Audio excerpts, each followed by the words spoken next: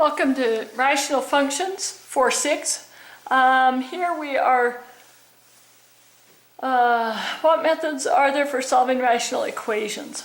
That's what we're looking at today. Is not just multiplying two rational numbers or adding or subtracting. We're actually solving the equations. Once you got down the basics, I think that you're good to go. You won't have much difficulty with this. Sorry that you missed class, or if you are watching this after class, thank you for investing that much. So, here's what we see first off is this is the expression we were given. We want to factor anything in the denominator we can. We see that we can pull an x out here. So we go x minus 1.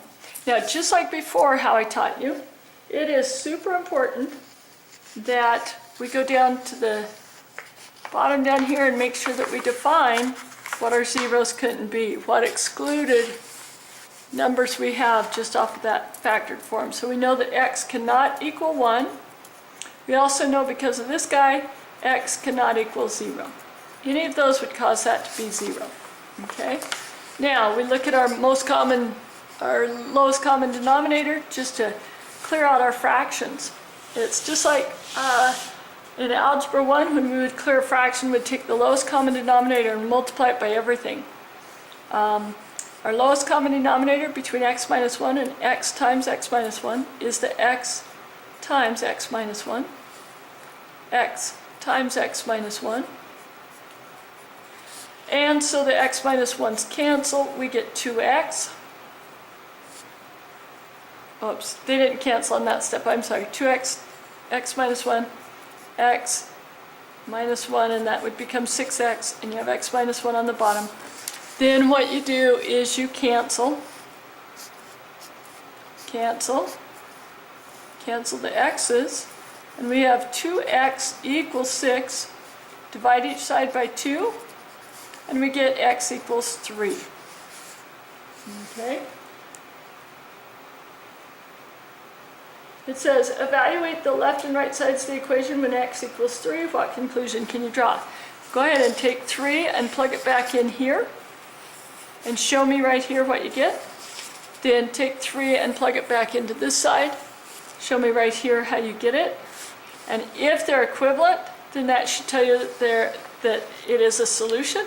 If they're not equivalent, then that tells you that 3 was an excluded value, or that you've made a mistake and you need to check into both of those. Why is it important to know your excluded values? You have to make sure that your answer is not among the excluded values. That's the main reason to catch those right at the beginning.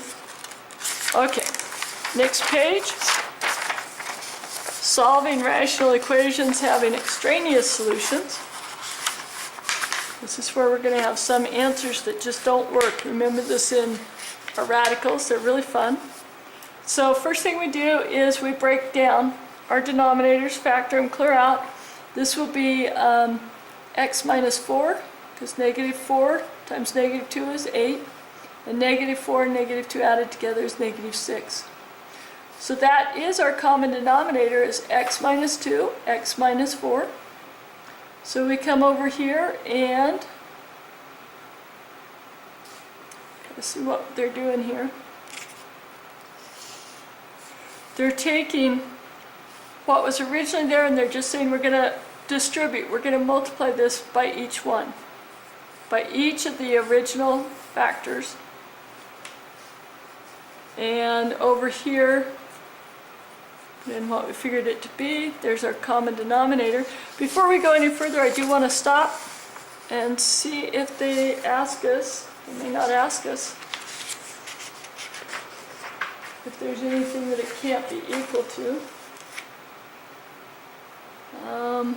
I'm just going to go ahead and write them off to the side, because I think that we'll want to look back at it. At this point, we know that we can't have x equaling 4, and we know that we can't have x equaling 2. Because of the original breakdown on our denominators.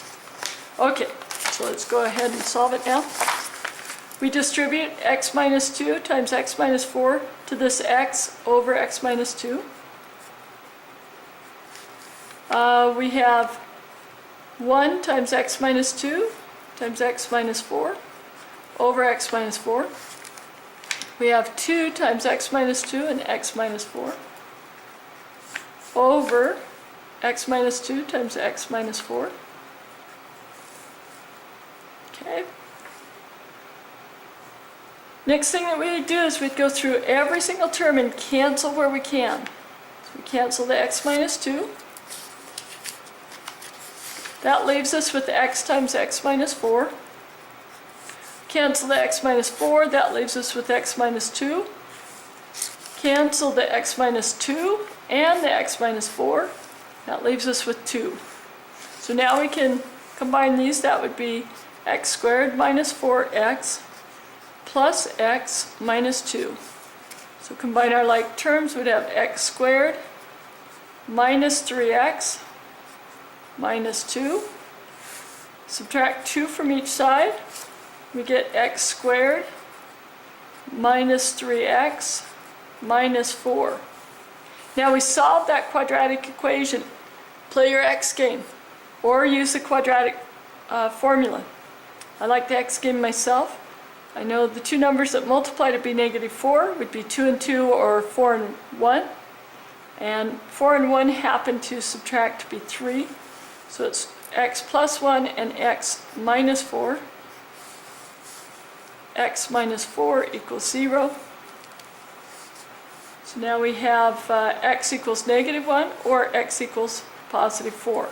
If you look right here, I say that x can't equal positive 4, so we know it's extraneous. Classify each apparent solution as either actual solution or extraneous solution.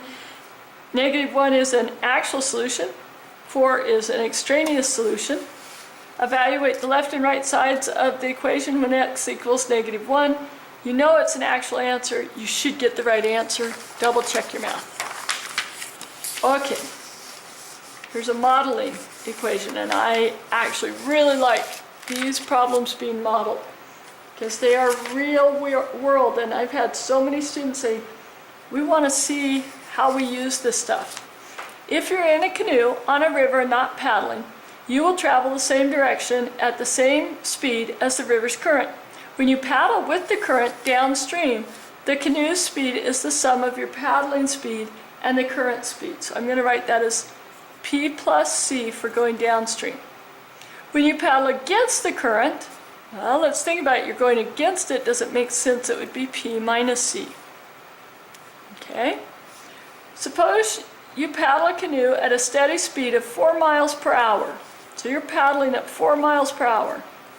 You go 6 miles downstream and 6 miles upstream to get back to where you started. So this would be 4 plus C and 4 minus C going upstream and downstream.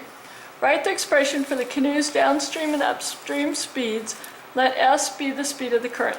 Okay, we're going to keep it as C. We're just going to change that. Let C be the speed of the current. Okay? So we have 4 plus C, 4 minus C. Okay? Divide the distance traveled in each direction by the canoe's speed in that direction to find the time for that part of the trip. Okay?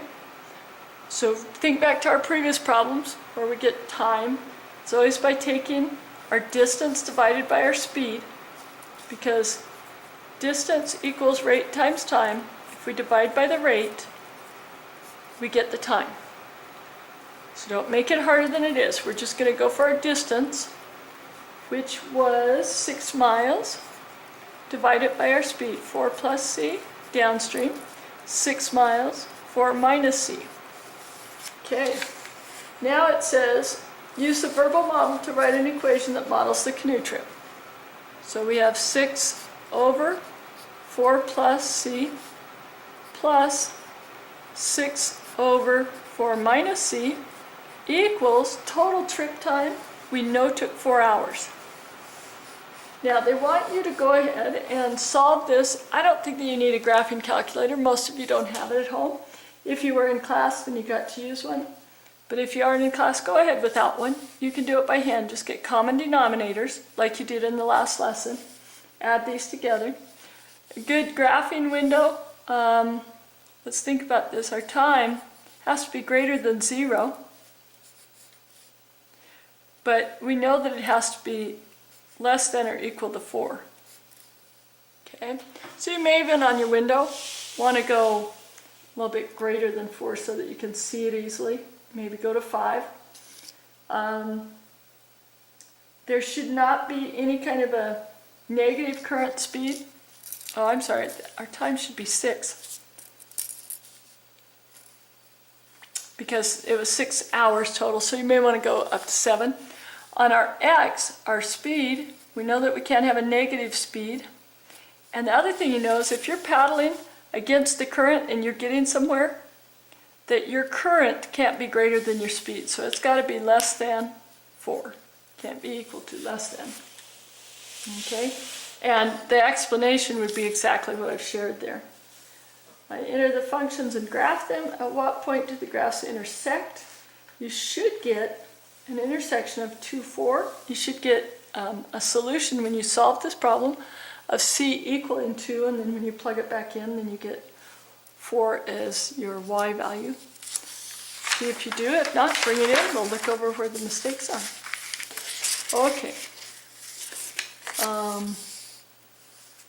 Based on the context of the problem, why should there be a vertical asymptote at 4?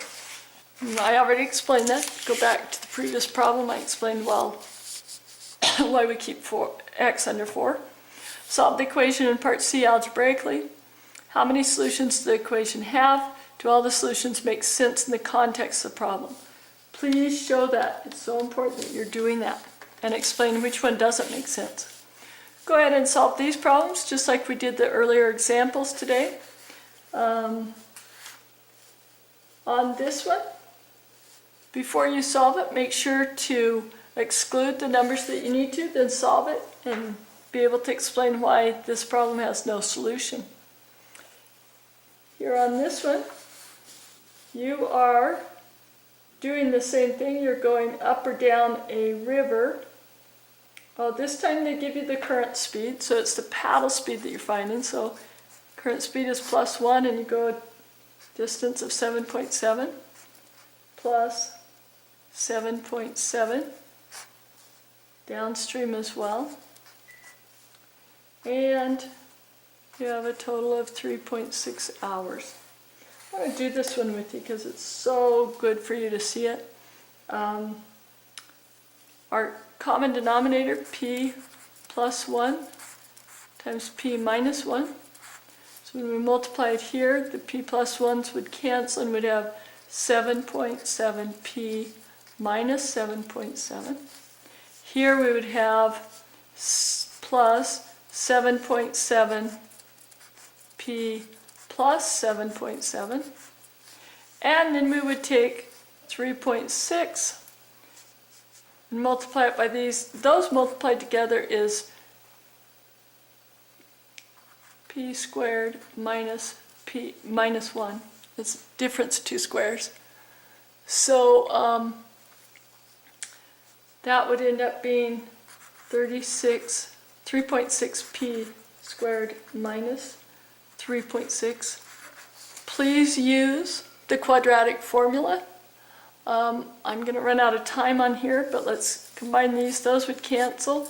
We would get 15.4p equals 3.6p squared minus 15.4p minus 3.6. Because you brought this across and you set it to 0. Now I would label this as A, B, and C.